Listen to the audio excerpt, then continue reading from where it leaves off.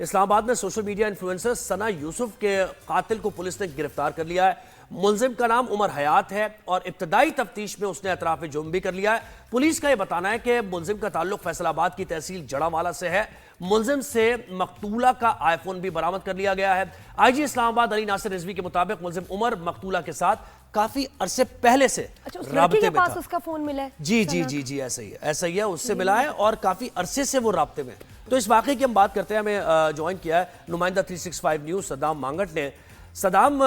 یہ بتائیں کہ یہ واقعہ ہوا کیسے؟ کیونکہ رپورٹس ایسی آ رہی ہیں کہ 8 گھنٹے تقریباً لگے، وہ باہر بھی کھڑا رہا، پھر اندر چلا گیا۔ تھوڑا سا آپ بتائیں پولیس کیا بتا رہی ہے؟ دیکھیں جی، سب سے پہلے یہ جو ملزم ہے یہ آیا تھا 29 تاریخ کو، چونکہ وہ جو مقتولہ ہے اس کی برتھ ڈے تھی، تو 29 تاریخ کو آیا۔ اس نے بڑی کوشش کی کہ وہ اس سے ملاقات کر سکے، لیکن جو مقتولہ ہے ثنا یوسف، اس نے بالکل واضح انکار کیا اور بالکل اس سے ملاقات نہیں کی اور یہ واپس چلا گیا۔ پھر اس کے بعد یہ 2 تاریخ کو آیا ہے اور اس کے بعد یہ 6 سے 8 گھنٹے جو ہے وہ کوشش کرتا رہا ہے بذریعہ سوشل میڈیا رابطہ کرنے کی اور ملاقات کرنے کی یہ کوشش کرتا رہا ہے، لیکن جب آگے سے انکار ہوا ہے تو پھر اس کے بعد اس نے جو ہے باقاعدہ پلاننگ کی ہے۔ پلاننگ کے بعد یہ گھر گیا ہے، 2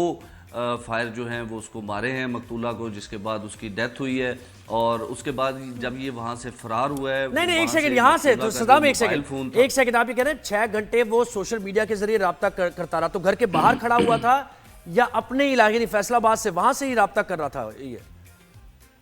نہیں، دیکھیں یہ اسلام آباد میں آیا ہوا تھا اور یہ ملاقات کرنا چاہتا تھا۔ جس طرح اسلام آباد پولیس کی جو ابتدائی تحقیقات تھیں، اب جب ہم اس وقت بات کر رہے ہیں، اس وقت تک یہ صورتحال ہے کہ یہ پچھلے کافی عرصے سے، کئی مہینوں سے آپ کہہ سکتے ہیں کہ یہ رابطہ کر رہا تھا اور یہ بار بار جو ہے وہ رابطہ کرتا تھا اور آگے سے جب اس کو ریجیکٹ کیا جاتا تھا، بار بار ریجیکٹ کیا جاتا تھا، تو اس بنیاد پر یہ جو ہے وہ آہستہ آہستہ غصہ کرتا گیا اور کل 2 تاریخ کو پھر اس نے باقاعدہ جو ہے وہ پلاننگ کی۔ پلاننگ کے بعد مرڈر کیا۔ مرڈر کرنے کے بعد نہ صرف وہاں سے فرار ہوا بلکہ صرف اس وجہ سے یہ موبائل فون جو ہے وہ لے کے گیا تھا مقتولہ کا، تاکہ پولیس کو جو ہے وہ کسی قسم کی کوئی شناخت نہ مل سکے، یہ قتل جو ہے وہ ٹریس نہ ہو سکے۔ لیکن اسلام آباد پولیس کی جو 4 ٹیمیں ہیں جو پورے اسلام آباد میں جو قتل کی تحقیقات ہیں وہ کرتی ہیں، ان 4 کو اسی وقت جو ہے وہ رات گئے اکٹھا کیا گیا اور فوری طور پہ جو مقتولہ کا موبائل فون ہے اس کی کال ریکارڈ لی گئی۔ کال ریکارڈ کے بعد تھارولی اس کو وہ اسٹڈی کیا گیا۔ تقریباً اسلام آباد پولیس کی جانب سے 37 افراد جو ہیں وہ کال لسٹ سے شارٹ لسٹ کیے گئے، پھر ان کی تحقیقات کی گئیں اور اس کے بعد اسلام آباد پولیس نے جو ہے وہ سب سے پہلے اسلام آباد کے مختلف علاقوں میں 4 سے 5 ریڈ جو ہیں وہ کیے ملزم کی گرفتاری کے لیے، لیکن کامیابی اس وجہ سے نہیں مل سکی کیونکہ ملزم یہاں سے جیسے ہی اس نے واردات کی ہے اور اس کے بعد وہ فوری طور پر فیصل آباد جو ہے وہ روانہ ہو گیا۔ اس کے بعد اسلام آباد پولیس کی جانب سے 4 ریڈ جو ہیں وہ وہاں پر کیے گئے، جن میں سے 2 ریڈ جو ہیں وہ جڑاوالا میں تھے، 1 ریڈ جو ہے وہ فیصل آباد میں کیا گیا، اور جو فیصل آباد والا ریڈ تھا وہاں پر اسلام آباد پولیس کو جو ہے وہ کامیابی ملی اور اس کے بعد اسلام آباد پولیس نے اسلام آباد پولیس کی 20 آورز کے اندر انہوں نے اس کو جو ہے پکڑ لیا۔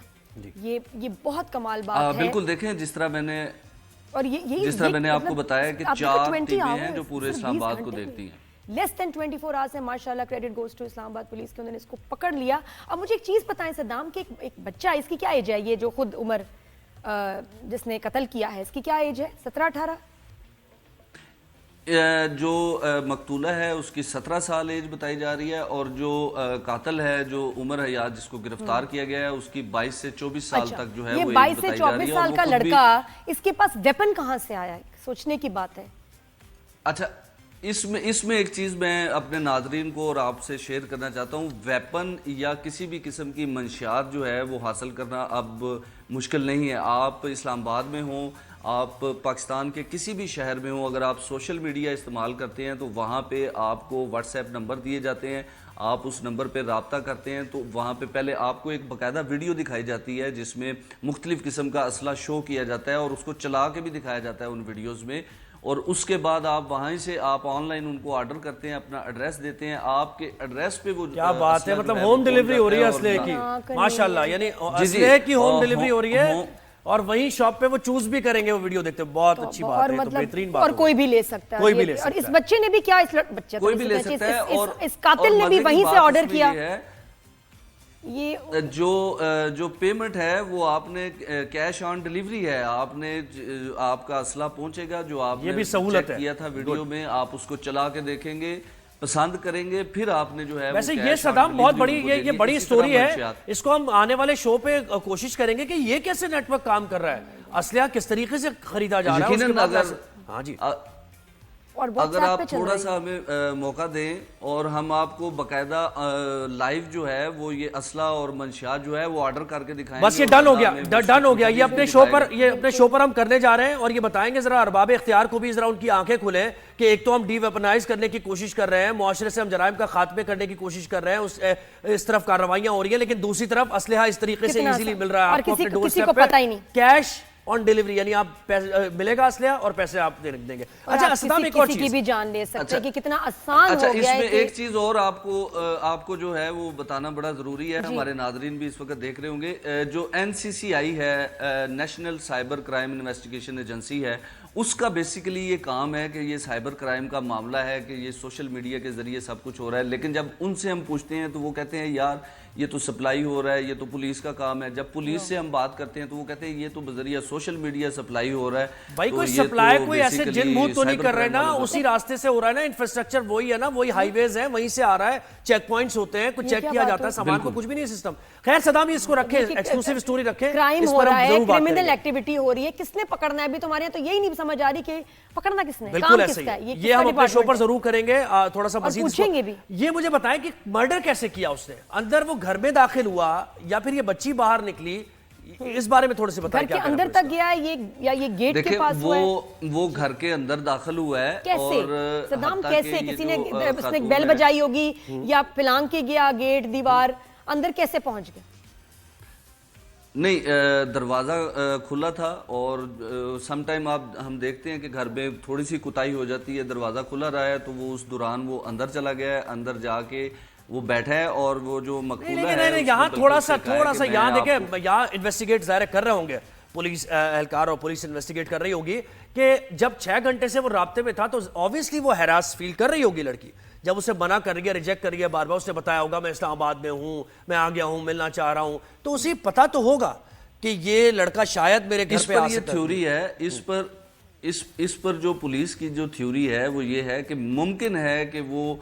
جو مقتولہ ہے اس لیے بلایا گیا ہو کہ اس کو ایک دفعہ بٹھا کے پانی پلایا جائے اور پراپر اس کو سمجھایا جائے کہ آپ جو ڈیمانڈ کر رہے ہیں وہ نہیں ہو سکتا، میں پہلے بھی آپ کو انکار کر چکی ہوں، میں اب بھی آپ کو انکار کر رہی ہوں، اور میں آئندہ بھی آپ کو جو ہے وہ انکار ہی کروں گی۔ اور اس کے پاس، اس قاتل کے پاس اس کا لوکیشن تھی، اس کے گھر کا پتہ تھا، اس کو یہ بھی پتا تھا کہ وہ اکیلی ہے اس وقت، لیکن یہ انفارمیشن کتنی ڈینجرس ہے، کسی کو نہیں دینی چاہیے، اس کو کیسے پتا چلا اس کے گھر کا؟ ایک چیز جو